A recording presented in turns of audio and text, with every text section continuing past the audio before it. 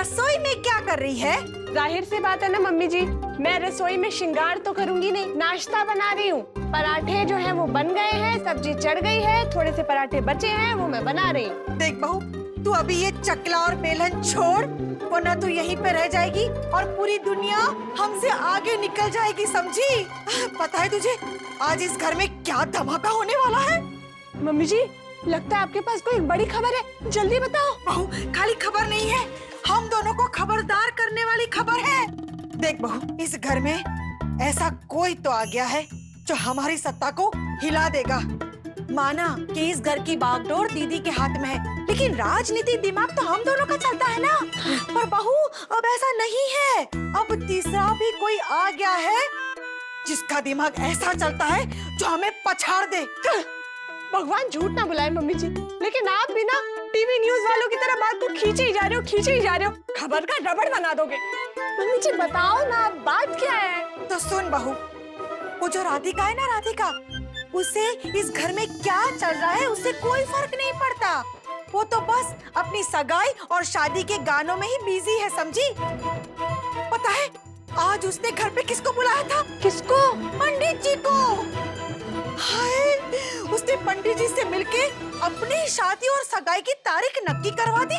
सोच, आज सगाई और 2 दिन के बाद शादी। क्या बात कर रहे हो मम्मी जी, अपने आप ही डेट निकलवा ली? वही तो बहू, ना ही उसने दीदी से पूछा और ना ही गुरु माँ से। ये जो राधिका है ना, बड़ी कड़क चीज है, कड़क। हाँ, अगर वो गलती से भी इस घर की बहू बन गई ना, तो हमारे तो नाकों तले चने चबवा देगी। हाँ सही कह रही है मम्मी जी आप।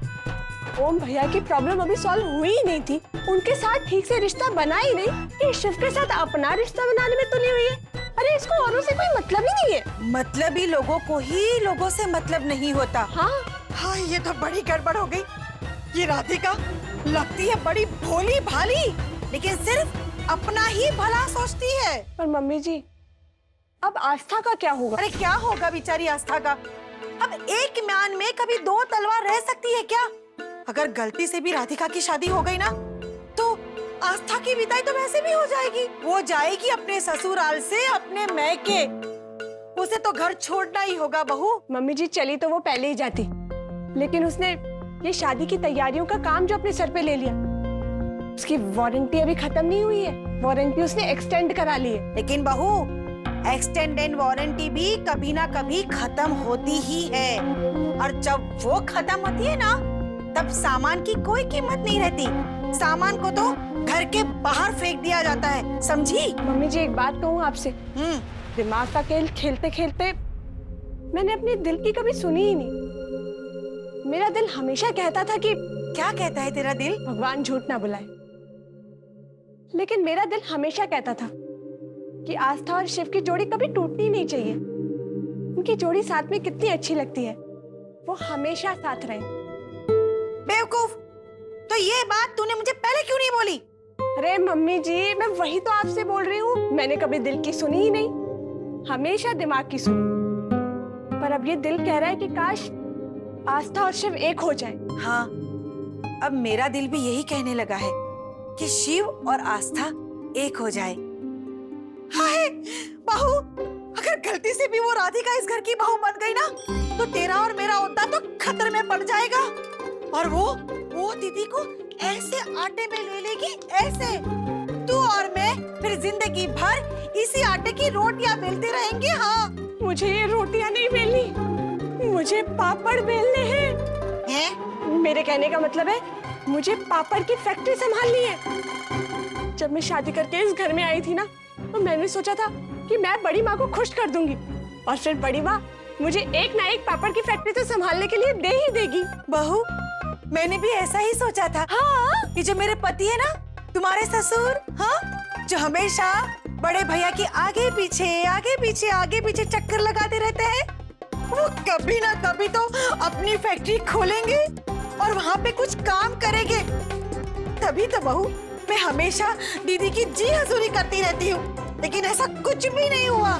पर तू मुझे टॉपिक से भटका मत। मैंने क्या किया? अरे मैं जो कह रही थी वो सुन। वो जो राधिका है ना, राधिका, वो जितनी जमीन के ऊपर दिखती है ना, उतनी ही जमीन के अंदर है, समझी कुछ? भगवान झूठ ना बुलाए मम्मी जी, लेकिन मुझे लगता है कि ओम भैया को घर से बाहर निकालने में जो राधिका ने हमारी मदद की है ना, हाँ उसमें भी राधिका को कोई अपना ही फायदा होगा। हाँ, और उसका फायदा मतलब हमारा नुकसान। हाँ, बस मुझे तो यही हो रहा है कि शिव और आस्था मिल जाए, आस्था ही इस घर की बहू रहे और हम दोनों बच जाए। मैं भी चाहती हूँ कि आस्था और शिव हमेशा साथ रहे, क्योंकि आस्था सच में बहुत अच्छी है। हाँ, वो अपना दिमाग कभी भी गलत काम में नहीं लगाती। अरे पर अब तो उसे गलत जगह पे दिमाग लगाना चाहिए कि नहीं? वरना आज शाम को तो राधिका की सगाई हो जाएगी, फिर हम क्या करेंगे? वो कम से कम अपने बारे में नहीं तो परिवार के बारे में तो सोचे। हाँ, उसे क्या दिखाई नहीं देता कि ये सगाई से, ये शादी से कोई भी खुश नहीं है? तो क्या करे मम्मी जी? हाँ, एक बार शिव भैया से बात करें। अरे बहू, उससे बात करके क्या होगा?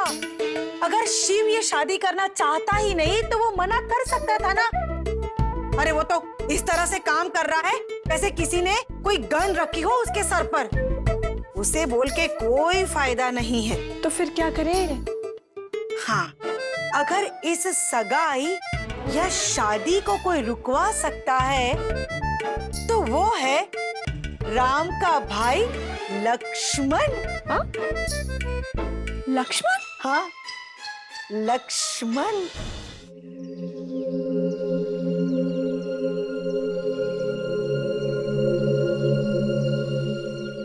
क्या सोच रहा है बलवान? चाचा जी, मैं असल में भाई और भाभी के बारे में।